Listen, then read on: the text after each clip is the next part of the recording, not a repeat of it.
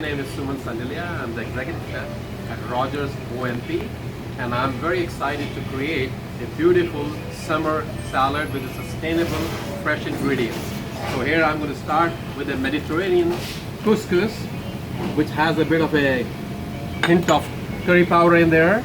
Then I have this edamame beans, and then we have this beautiful field cucumbers, mesclun mix, and I have this beautiful cherry tomatoes, some nice olives, and above all I put some nice pulled chicken. And then we're going to just dress it up with some fresh balsamic vinegar, olive oil, and also some honey in it. And I'm going to lace it up with some fresh peppercorns. Whoa, it smells good already.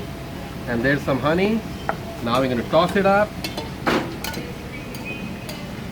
And here I'm going to dress it up so we can all enjoy this wonderful salad.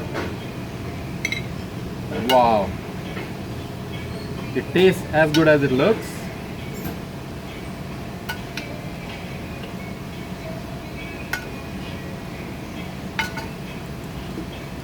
So here we're going to keep loading it. And here we are. And please enjoy the salad.